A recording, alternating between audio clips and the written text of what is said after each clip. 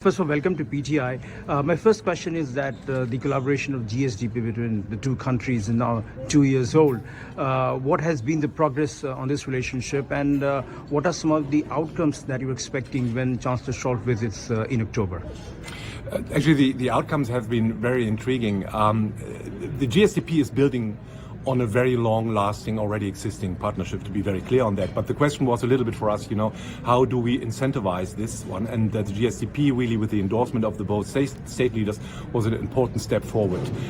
So we're negotiating and channeling this now with our additional contributions every year, which are really predictable. And in development projects, predictability about the flow of financial means, but also advisory service, is a very important part and component of just being successful and results based.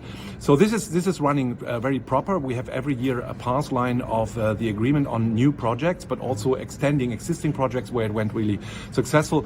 And soon you will see something coming up in the internet which will help you also to link the investment flow into the impact, which is very important for us. Development financing is always related immediately and directly to an expected impact just on the ground, to the people, and in the question of the supply structure. So this is really good, and the upcoming visit of our Chancellor with parts of the German cabinet, to be very precise. It's not only the Chancellor who's coming, because it's the biannual cabinet consultation, will just push us forwards and step. I'm not allowed, honestly spoken, to speak on the deliverables, because this is really to the both state leaders to confront us with what they're. But it looks very intriguing, and I'm very much looking forward to that. Mr. Uwe, I won't go into the specifics, because since you already specified that you, as much as you can share with the press, but in terms of qualitatively, what is the expectation that India can have from the visit or the delegation and of the Chancellor? So when you ask me actually how I perceive our relationship, I must say it's based on a tremendous amount of trust, friendship, and shared responsibility on bringing both countries forward, but also just giving the contribution to the world in the most challenging questions. So I really look that this is in line, no doubt about it.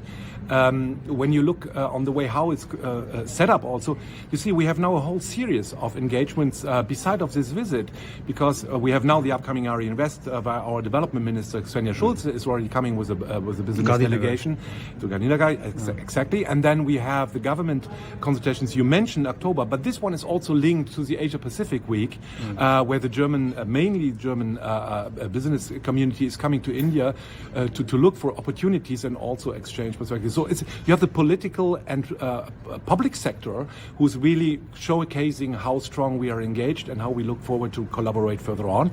And then you have also the private sector who's moving in the whole thing and taking up this opportunity and bringing also his questions to the table. And all of this is now linked to our joint understanding of that something has to happen in the question, for example, climate change addressings, about the way how we supply our energy structures. So this must be a key agenda during the Chancellor's Scholz visit. I think when you look into the programs of our both governments, so it's a shared understanding. So why should it differ when they meet each other? That's the thing. Sir, the second question is, we heard just in the panel discussion you were part of, that India's ambitious target of 500 gigawatts of clean energy capacity by 2030. What role do you believe Germany can play in letting India achieve that target, ambitious target? If I would frame the question: what role Germany is already playing? Because yes, both, sir. Yeah, and what could be accelerated, what could be extended, and we have a strong anchor in the financial means, through KfW and the provision of concessional lending. That's one thing. Then we have a role when you look on the financial dimension in our role as stakeholders and owners of the European Investment Bank, as well as the World Bank, which we jointly do with India.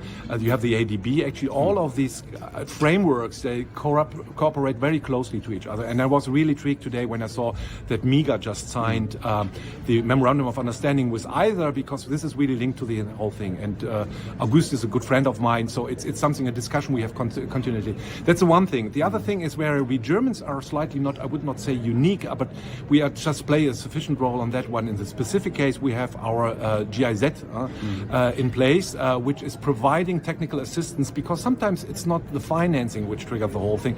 It's really the question how to do.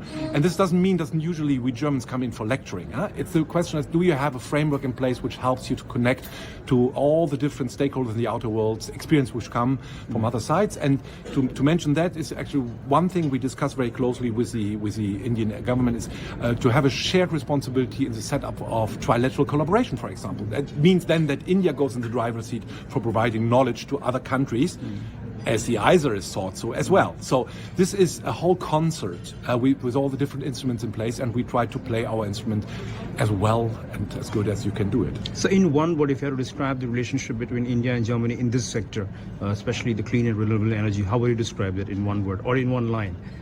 How would you phrase it? Can I take only one word? Okay, one word will do. Marvelous. Okay. My last question, sir. We also heard about the upcoming Hamburg Sustainability. If you could share with our audience some of the what exactly this conference would be, and will India will also be partnering? Yes, India will be part of this. India is a very privileged partner on this one. It's actually we got to the conclusion from specifically from the development anchor that we would take up and would like to take up, an effort to qualify a little bit more beyond the existing formats, the discussion about innovation in SDG.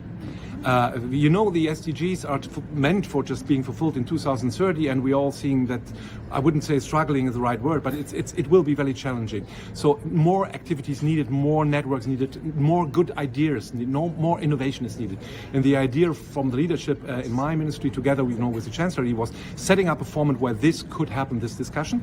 So we developed this format, and it will take place now, first time, as Elizabeth, my colleague, mentioned. First ever, sir. First ever in Hamburg. It will be just opened by our Chancellor Olaf Scholz, so we're very proud about that, and it will create I saw the whole range of sessions which is related to a lot of questions we ask ourselves continuously, and where we just get an information and a networking from very important high-ranking participants from all over the world, but also a lot of people who are probably not so famous, but having good ideas.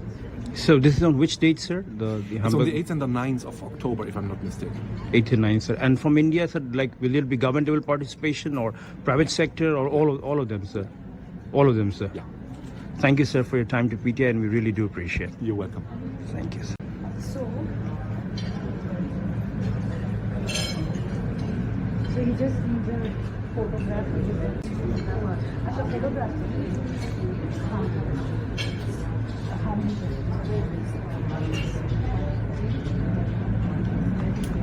Ja. So, jetzt haben wir noch 3. Das ist okay.